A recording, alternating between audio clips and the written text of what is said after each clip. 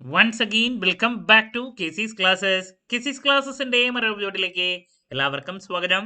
This is Kiran CS.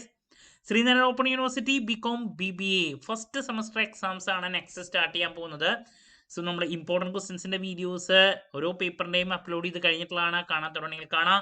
Smart സ്റ്റഡിക്ക് വളരെ helpful ആയിരിക്കും. Next ഏറ്റവും കൂടുതൽ കുട്ടികൾ വെയിറ്റ് ചെയ്തിരിക്കുന്ന അടുത്ത സീരീസ് ആണ് ഉറപ്പായും പ്രതീക്ഷിക്കുന്ന ഓരോ പാർട്ടിലുള്ള ചോദ്യങ്ങളുടെ ഡിസ്കഷൻ. സോ നമ്മൾ ഇന്ന് മുതൽ ആരംഭിക്കുകയാണ്. ഇന്നത്തെ വീഡിയോയിൽ ആദ്യത്തെ എക്സാം ആയിട്ടുള്ള ഫിനാൻഷ്യൽ അക്കൗണ്ടിങ്ങിൽ ഉറപ്പായും പ്രതീക്ഷിക്കുന്ന പാർട്ട് ഡിയിലുള്ള SC ചോദ്യങ്ങളാണ് നമ്മൾ ഇൻക്ലൂഡ് ചെയ്തിട്ടുള്ളത്. വീഡിയോയിലോട്ട് പോണേക്കാൾ മുമ്പ് പറയാനുള്ളത് നമ്മുടെ സ്ഥാപനം Sreenarayana open university BCom BBA എല്ലാ സെമസ്റ്ററിലെയും ക്ലാസ്സസ് പ്രൊവൈഡ് ചെയ്യുന്നുണ്ട്. നമ്മുടെ ആപ്പിലൂടെയാണ് ക്ലാസ്സസ് അവൈലബിൾ ആവുക. റെക്കോർഡ് ക്ലാസ്സസ് ഉള്ളതുകൊണ്ട് തന്നെ എപ്പോൾ വേണമെങ്കിലും പഠിച്ച് ഡൗട്ട് ഉള്ളത് ചോദിക്കാനുള്ള അവസരം ഉണ്ടെന്നുള്ളതാണ്. ഇതുവരെയുള്ള നമ്മുടെ റിസൾട്ട്സ് ഒക്കെ സൂപ്പർ റിസൾട്ട്സ് ആണ് കേട്ടോ. സോ നമ്മുടെ ക്ലാസ്സിൽ ജോയിൻ ചെയ്ത് പഠിച്ച് നല്ല മാർക്ക് മേടിക്കാൻ താല്പര്യമുള്ള സ്റ്റുഡൻസിനെ ഡിസ്ക്രിപ്ഷൻ ബോക്സിലുള്ള എൻ്റെ വാട്സപ്പ് നമ്പറിൽ കോൺടാക്ട് ചെയ്യാം, ക്ലാസ്സസ് ആക്സസ് ചെയ്യാം. ഓക്കെ, സോ നമുക്ക് എന്തെങ്കിലും വീഡിയോയിലോട്ട് കിടക്കാം. അപ്പോൾ നമുക്ക് ചോദ്യങ്ങളുടെ ഡീറ്റെയിൽസിലോട്ട് പോകാം. അപ്പോൾ നിങ്ങൾ മനസ്സിലാക്കേണ്ടത് പാർട്ട് ഡിയിൽ നമുക്ക് 4 SI ചോദ്യങ്ങളാണ് വരുന്നത്. ഒരു ചോദ്യത്തിന് 10 മാർക്ക്, 2 ചോദ്യങ്ങൾക്ക് ആൻസർ കൊടുക്കണം. സോ ഈ 4 എണ്ണത്തിൽ 2 പ്രോബ്ലംസും 2 തിയറി ചോദ്യങ്ങളാണ് വരാം. ഓക്കെ, അപ്പോൾ നമ്മൾ പ്രോബ്ലത്തിൽ എന്തായാലും പ്രതീക്ഷിക്കുന്ന കമ്പൽസറി ഒരു SI പ്രോബ്ലം എന്ന് പറയുന്നത് ഫൈനൽ അക്കൗണ്ട് പ്രിപ്പറേഷൻ ആണ്. സോൾ പ്രൊപ്രൈറ്ററുടെ ഫൈനൽ അക്കൗണ്ട് പ്രിപ്പറേഷൻ.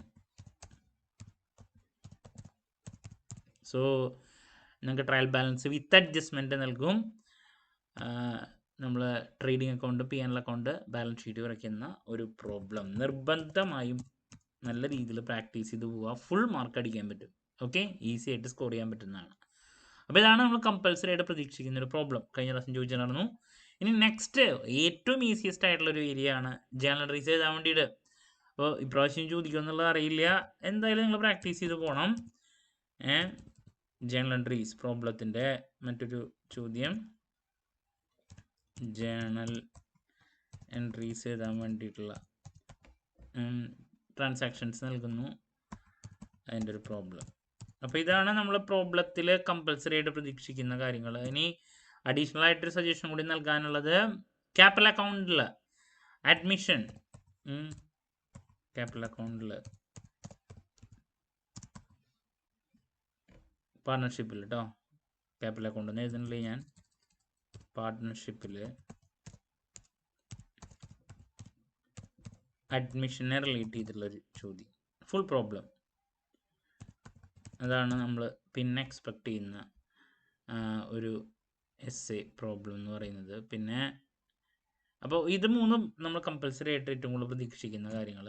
ഇനി തിയറിയുടെ ഡീറ്റെയിൽസിലോട്ട് പോവുകയാണെങ്കിൽ നമ്മൾ പ്രതീക്ഷിക്കുന്ന തിയറി ഏറ്റവും ഈസിയസ്റ്റ് ആയിട്ടുള്ള ആദ്യത്തെ അക്കൗണ്ടിങ് എന്താണ്, അതിൻ്റെ അഡ്വാൻറ്റേജസ്,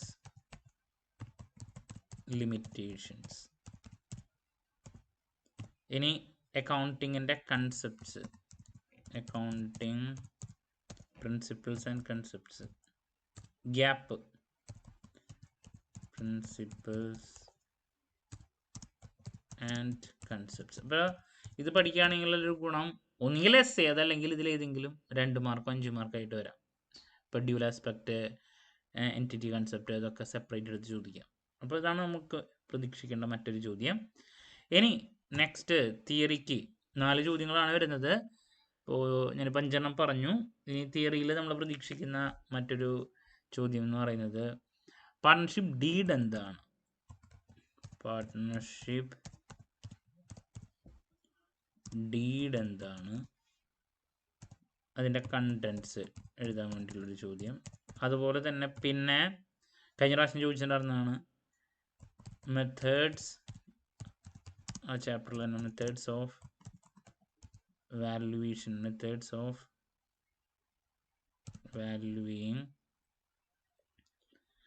വാല്യുവേഷൻ ഓഫ് ഗുഡ്വിൽ, ഗുഡ്വില്ലിൻ്റെ മെത്തേഡ്സ്. അപ്പോൾ ഈ 6 ചോദ്യങ്ങളാണ് ഏറ്റവും കൂടുതൽ നമ്മൾ പ്രതീക്ഷിക്കുന്നത്. സോ ഇതിൽ നിന്ന് 2 എണ്ണം നിങ്ങൾക്ക് എന്തായാലും കിട്ടും. പിന്നെ ഡിപ്രീസിയേഷൻ ഉണ്ട്. ഡിപ്രീസിയേഷൻ ഞാൻ കൂടുതൽ 5 മാർക്കിൻ്റെയിലേക്കാണ് പ്രതീക്ഷിക്കുന്നത്. അപ്പോൾ ഞാൻ 5 മാർക്കിൻ്റെ എന്തായാലും വേണമെങ്കിൽ ആ ഒരു സജഷൻ കൂടി വേണമെങ്കിൽ പറഞ്ഞിട്ട് പോവാം. ഡിപ്രീസിയേഷൻ്റെ പ്രോബ്ലം, ഡിപ്രീസിയേഷൻ അതിൽ നമുക്ക് മെഷീനറി അക്കൗണ്ട് വരയ്ക്കാൻ വേണ്ടിയുള്ളൊരു പ്രോബ്ലം വേണമെങ്കിൽ ചോദിക്കാം. എന്ന് വെച്ചിട്ടുണ്ടെങ്കിൽ അസറ്റ് അക്കൗണ്ട് ഡിപ്രീസിയേഷൻ്റെ പ്രോബ്ലം കൂടുതൽ 5 മാർക്കിൻ്റെയിലേക്കാണ് ഞാൻ പ്രതീക്ഷിക്കുന്നത് കേട്ടോ. അപ്പോൾ ഇതിൽ നിന്ന് 4 എണ്ണം കിട്ടും. ഓക്കെ, അപ്പോൾ നല്ല രീതിയിൽ പഠിക്കുക. ഞാൻ എക്സാം റിലേറ്റഡ് ആയിട്ടുള്ള ലൈവ് ചെയ്യുന്നുണ്ട്. അപ്പോൾ അതിൽ കുറച്ചും കൂടി ഡീറ്റെയിൽ ആയിട്ടുള്ള ഇതിൻ്റെ എക്സ്പ്ലനേഷൻസും കൂടി നൽകുന്നതായിരിക്കും. സോ എനിക്ക് പറയാനുള്ളത് final account preparation full mark അതൊരു ചോദ്യം.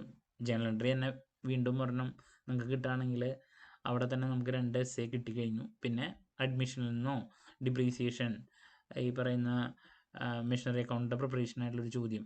സോ പ്രോബ്ലം തന്നെ നിങ്ങൾ കൂടുതൽ ഫോക്കസ് ചെയ്യാൻ ശ്രമിക്കുക, എന്നാലേ നമുക്ക് ഫുൾ മാർക്ക് കിട്ടുള്ളൂ. തിയറി എഴുതി കഴിഞ്ഞാൽ മാർക്ക് അധികം സ്കോർ ചെയ്യാനുള്ള ഒരു ബുദ്ധിമുട്ടുണ്ട് പലപ്പോഴും. ഓക്കെ, ക്ലാരിറ്റി കിട്ടിയെന്ന് പ്രതീക്ഷിക്കുന്നു. എന്ത് ഡൗട്ട് ഉണ്ടെങ്കിലും കമൻറ്റ് ചെയ്യുക, അതിനുള്ള മറുപടി ഞാൻ വീഡിയോസിലൂടെ നൽകുന്നതായിരിക്കും. ഇനി ഓരോ പാർട്ടുള്ള ചോദ്യങ്ങൾ, പാർട്ട് സിയിൽ പ്രതീക്ഷിക്കുന്ന 5 മാർക്കിൻ്റെ ചോദ്യങ്ങൾ, അതിന് 1 മാർക്ക് 2 മാർക്ക് സജഷൻസ് ഒക്കെ ആയിട്ട് എത്രയും പെട്ടെന്ന് തന്നെ നിങ്ങളുടെ മുമ്പിൽ എത്താമെന്നുള്ള പ്രതീക്ഷയോടെ നിർത്തുന്നു. This is Kiran CS signing off. Have a nice day. Thank U.